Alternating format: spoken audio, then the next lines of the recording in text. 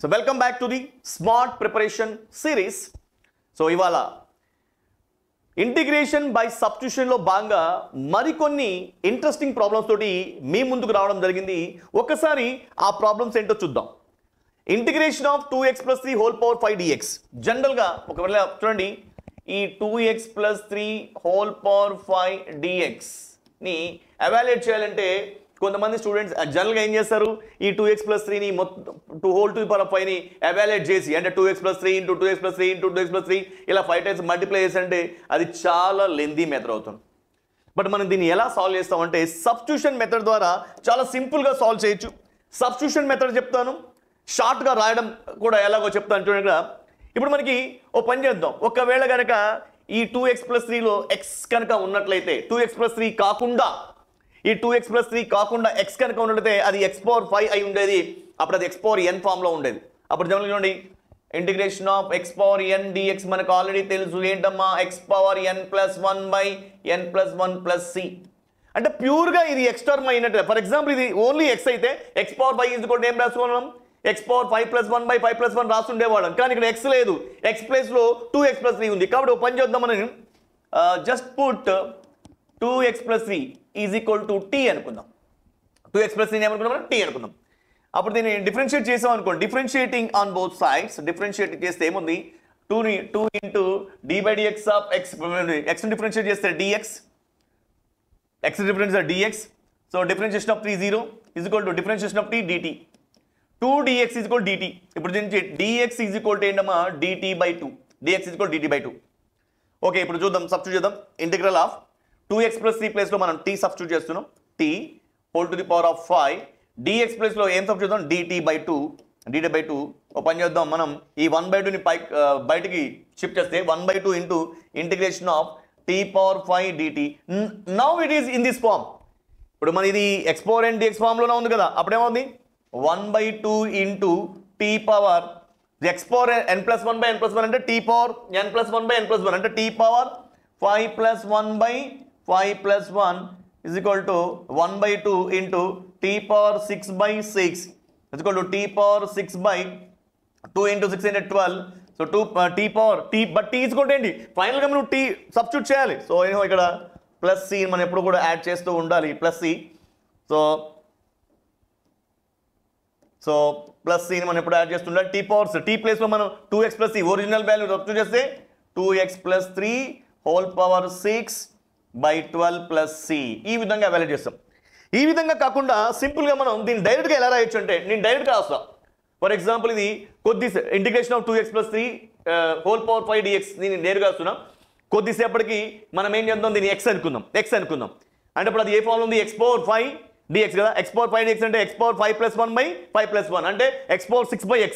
x⁴6/6 వస్తుంది. అంటే 2x + నేరుగా 2x + 3 హోల్ పవర్ 6/5 + 1 6. బట్ ఇక్కడ రాసిన తర్వాతకి మనకేంటంటే ఈ x యొక్క కోఎఫిషియంట్ ఏదైతే ఉందో దాని డినామినేటర్లో ఖచ్చితంగా తీసుకోవాలి. అప్పుడేమవుతుంది మనకి 2x + 3 హోల్ పవర్ 6/12 + c. అంటే దీని మీద, అంటే దీన్ని బట్టి చూస్తే మనకి క్లియర్గా ఇలా ఉందనుకోండి. For example 3x - 5 whole power 7 dx ఈ విధంగా ఉంది. డైరెక్ట్గా ఏం రాయొచ్చు, దీన్ని x అనుకుందాం. ఈ హోల్ టర్మ్ x అనుకుంటే x⁴7 dx అంటే x⁴7 + 1/7 + 1 అంటే x⁴8/8.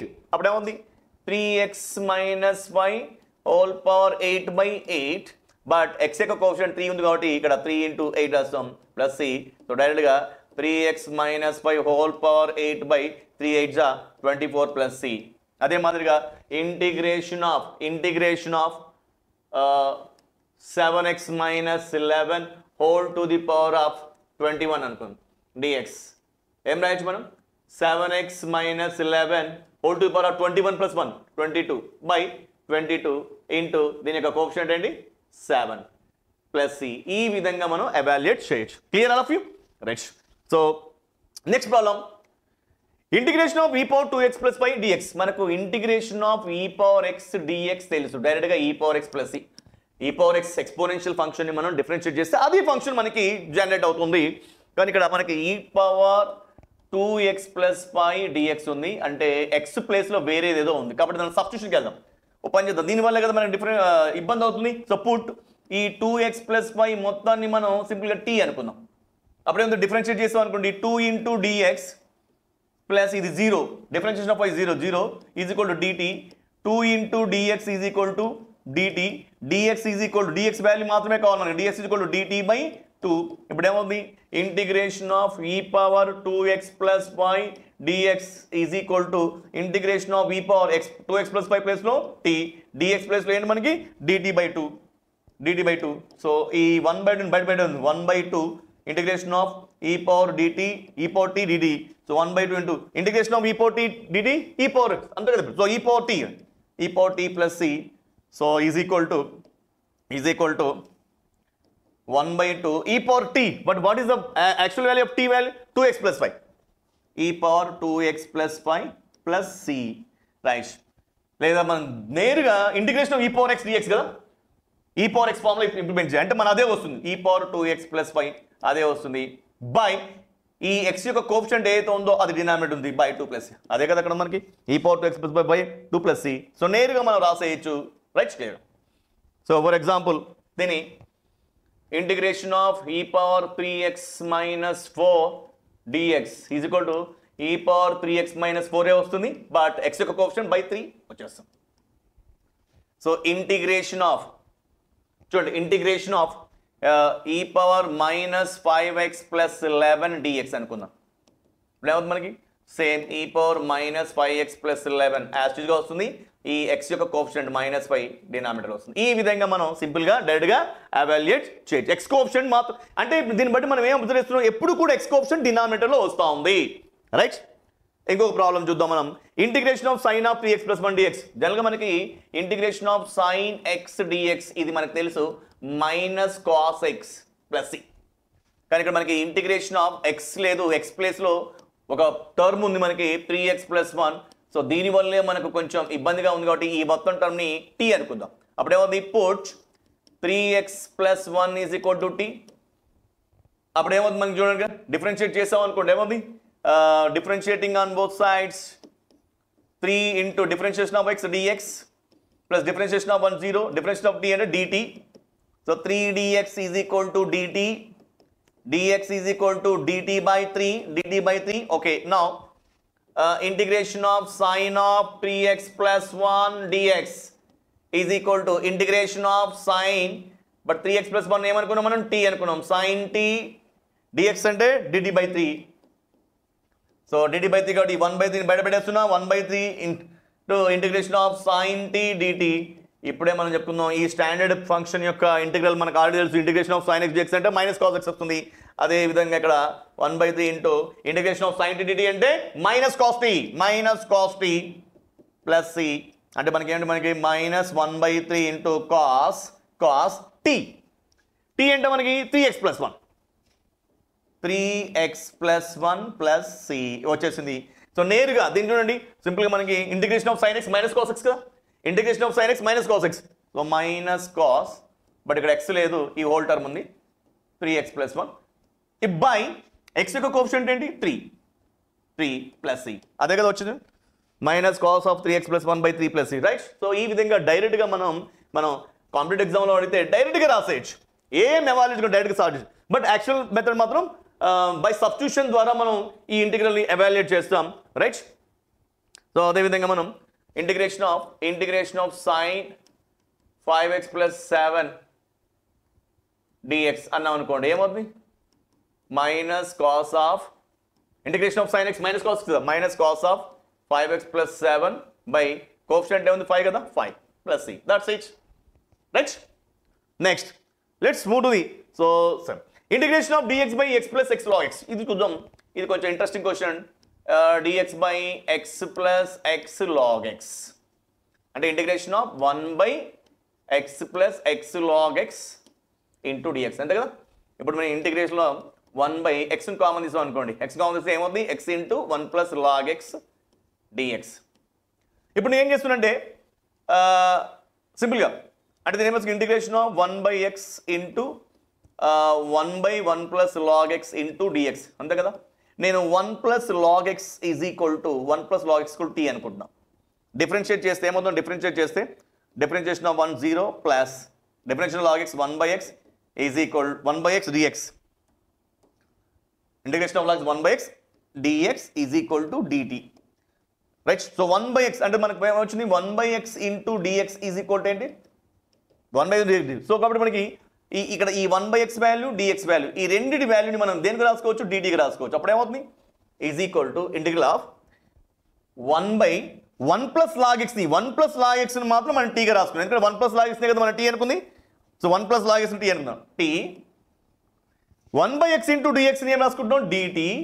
సో మనకు తెలుసు ఇంటిగ్రేషన్ ఆఫ్ 1 by x లో 1 by x dx equal to ఏంటి మనకు తెలుసు జనరల్ గా stand from integration of 1 by x dx is equal to log x plus c log x plus c. So ఆ విధంగా చూసుకుంటే కదా log t plus c log t plus c. Right? So log t. What is t here? But t is equal to 1 plus log x. T is equal to 1 plus log x. T plus substitute చేయడం ఇక్కడ 1 plus log x plus c. ఈ విధంగా మనం substitution method ద్వారా చాలా simple గా మనం evaluate చేసాం. ఎలా మనకి ఇది వస్తుందంటే బై ప్రాక్టీసింగ్ ఏ టర్మ్ ని మనం సబ్స్టిట్యూట్ చేస్తే సింపుల్ గా వస్తుందో మనకు ఆటోమేటిక్ అర్థం అవుతుంది. But for that we need more practice. So let's see integration of sin inverse of x by root of 1 minus x square dx. మనకు ఒకటి అర్థం అవుతా ఉంది. మనకు తెలుసుగా ఒకవేళ మనం sin inverse of x function కనుక మనం డిఫరెన్షియేట్ చేస్తే మనకేముంది d by dx of sin inverse of x equal to 1 by root of 1 minus x square. అంటే దీన్ని బట్టి చూస్తే మనకు అర్థం అవుతుంది. ఒకవేళ నేను sin inverse of x ని t అనుకున్నాను అనుకోండి ఏముంది sin inverse of x కనుక మనం t అనుకుంటే డిఫరెన్షియేట్ చేసాం అనుకోండి అప్పుడు ఏమవుతుంది sin inverse of x differentiate చేస్తే 1 by root of 1 minus x square dx is equal to dt అవుతుంది. అంటే ఇప్పుడు మనం ఇంటిగ్రల్ ఆఫ్ యాక్చువల్గా దీన్ని ఏం రాసుకుంటాం మనం sin inverse of x into అంటే ఇచ్చింది sin inverse of x into 1 by root of 1 minus x square dx. అంటే ఇచ్చిన ఇంటిగ్రల్ ని ఈ విధంగా రాసుకున్నా integration of but sin inverse of x ని మనం ఏమనుకున్నాం t అనుకున్నాం. But 1 by root of 1 minus x square dx is equal to ఏంటి మనకి dt. ఇప్పుడు ఏమవుతుంది సో ఇది in the form of integration of t power 1 into dt అంటే t power 1 plus 1 by 1 plus 1 plus c equal to t square by 2 plus c. ఇప్పుడు ఏమవుతుంది t but what is equal t equal sin inverse of x కదా sin inverse of x whole square by 2 plus c. చూడండి చాలా simple గా వచ్చేసింది. అంటే మనకు differentiation formulas మీద గ్రిప్ ఉన్నప్పుడు ఇంటిగ్రేషన్ బై సబ్స్టిట్యూషన్ లో దేన్ని మనం సబ్స్టిట్యూట్ చేయాలో ఈజీగా మనకి అర్థమవుతుంది. Next let's see one more question here. So integral of square root of 4 minus x square by x square into dx. My dear students ముందే చెప్పాను whenever we have this form square root of a square minus x square form ఉన్నప్పుడు మీరు simple గా put x is equal to a sin theta. ఇది మనం already last session లో వీడియోలో మనం గమనించాం. ఎప్పుడైతే మనకు ఇచ్చిన ఇంటిగ్రల్ లో ఈ square root of a square minus x square form వస్తుందో x is equal to a sin theta substitute చేయాలి. ఇప్పుడు చూడండి మనకి అంటే ఇప్పుడు చూస్తే integral of square root of 4 ని మనం ఏం రాసుకోవచ్చు 2 square minus x square by x square dx. అంటే ఇప్పుడు మనకు క్లియర్గా అర్థం అవుతుంది.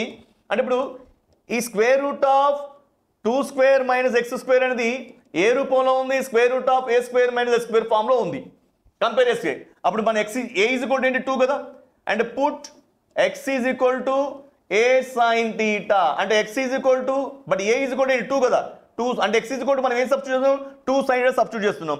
డిఫరెన్షియేట్ చేస్తే ఏమవుతుంది డిఫరెన్షియేట్ చేస్తే differentiation of x dx is equal to 2 into differentiation of sin theta cos theta into d theta dx is equal to. So ఇప్పుడు చూడండి దీని ప్లేస్ లో integration of square root of 2 square అంటే 2 minus x square x is equal to 2 sin theta కదా 2 sin theta whole square by x square ఏంటి మళ్ళీ again x అంటే 2 sin theta whole square into dx is equal to ఏంటి 2 cos theta into d theta 2 cos theta into d theta. Okay ఇప్పుడు integral square root of ఇది 4 minus 4 sin square theta 4 minus 4 sin square theta by 4 sin square theta.